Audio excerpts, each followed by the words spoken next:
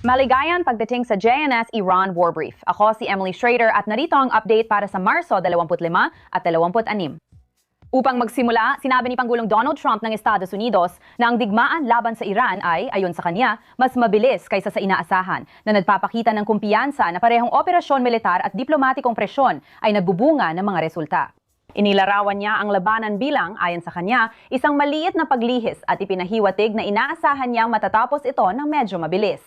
Ngayon, kasabay nito, ipinapakita ng mga ulat na naghahanda ang Estados Unidos para sa posibleng mapagpasyang pagigting kung mabibigo ang mga pag-uusap, kabilang ang mga opsyon tulad ng pagsamsam ng mahahalagang ari-ariya ng Iran na magpapakita na isinusulong ang negosasyon, kasabay ng kapanipaniwalang lakas militar. Kabilang daw sa mga ari-ariyang iyon ang infrastruktura ng langis ng Iran, mahahalagang daungan at mga mahahalagang kipot sa dagat, lalo na sa Strait of Hormuz. Pati ang mga sentrong pang-ekonomiya at lohistika ng IRGC na konektado sa paglipat ng armas at pag-iwas sa mga sanksyon. Nakasentro ang contingency planning ng US sa pagpigil sa rehimen na magkaroon ng akses sa mga pinakukunan ng kita at kakayahang kumilos ng estratehiko kapag nabigo ang negosasyon. Ngayon, itinuro ni Pangulong Trump ang tinawag niya na yung isang goodwill gesture mula sa Tehran, na sinasabing pinayagan ng Tehran ang paglilipat ng 10 oil tankers na inilahad niya bilang patunay na ayon sa kanya, nakikipag-usap tayo sa tamang mga tao. Gayunpaman, ang mga pahayag na ito ay taliwas sa patuloy na pagtanggi ng mga opisyal ng Iran na may nagaganap na negosasyon. Kasabay nito, lumalabas sa mga ulat na tahimik na sinusuri ang posibilidad ng mga pag-uusap sa tulong ng mga tagapamagitan, gaya ng mga regional na aktor at lihim na sugo, kabilang ang Pakistan. Gayunpaman, patuloy na itinatanggi ng Tehran sa publiko ang negosasyon, kaya may malaking agwat sa diplomatikong pahiwatig at opisyal na pahayag. Habang nagpapatuloy umano ang mga negosasyon, patuloy rin ang mga operasyon ng US at Israel sa loob ng Iran. Sa Israel, lumakas ang kanilang mga hakbang nitong 48 oras pinagsama ang malawakang pag-atake sa infrastruktura at mga planadong pagpaslang sa matataas na personalidad. Noong Martes, nagbagsak ang Israeli Air Force ng mahigit 120 pampasabog sa 12 ng estratehikong target, kabilang ang mga lugar ng paglulunsad ng ballistic missile, pasilidad ng paggawa ng armas at sistema ng depensa sa himpapawid. Isa sa mga pinakamahalagang target ay ang pamunahing pasilidad ng paggawa ng pampasabog ng Iran sa Isfahan. Bahagi ito ng mas malawak na pagsisikap ng IDF at Estados Unidos na buwagin ang base ng industriyang militar ng rehimen. Ang pinakamahalagang pangyayari ay nangyari madaling araw ng Huwebes nang pinaslang ng Israel si komandante ng hukbong dagat ng IRGC na si Ali Reza Tangsiri sa isang tumpak na pag-atake sa Bandar Abbas malapit sa Strait of Hormuz. Si Tangsiri ay mahalaga sa estratehiyang pandagat ng Iran, responsabale sa mga operasyon laban sa komersyal na barko at sa pangharang sa Strait of Hormuz, isang pangunahing lagusan ng enerhiya sa mundo.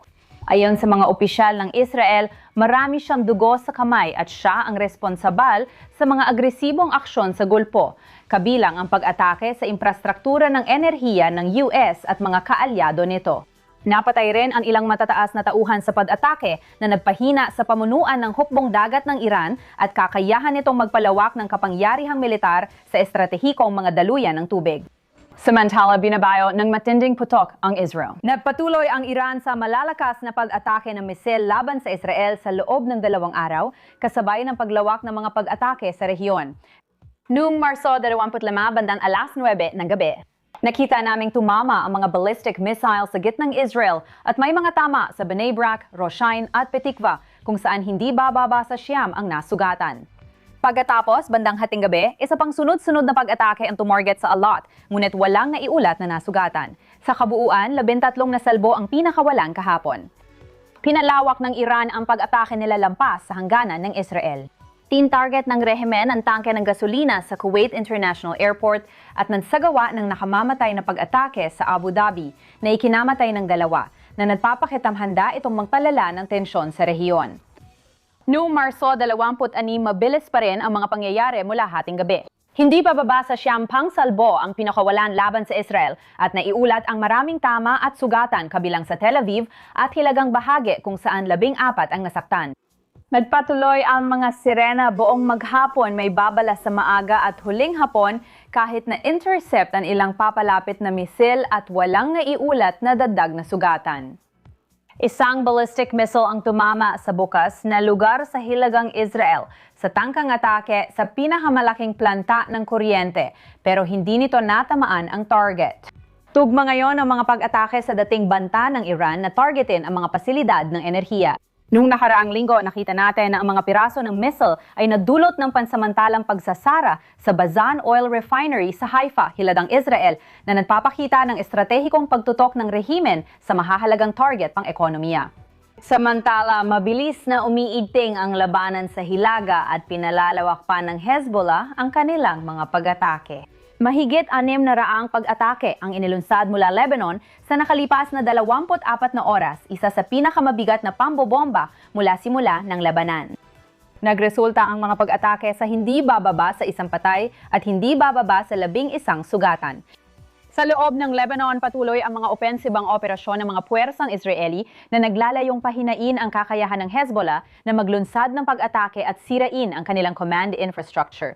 Kahit daan-daang misil ang tumama sa mga komunidad ng Israel, umabot pa ito sa Tel Aviv na yon. Ngayong araw, inanunsyo rin ng IDF na isa pang sundalo ang napatay sa labanan at nakilala bilang Staff Sergeant Ori Greenberg, 21 taong gulang na napatay sa isang sagupaan laban sa mga operatiba ng Hezbollah sa Hilagang Hangganan. Si Greenberg ang ikatlong sundalong IDF na namatay sa labanan kontra Hezbollah mula nang sumali ang grupo sa digmaan.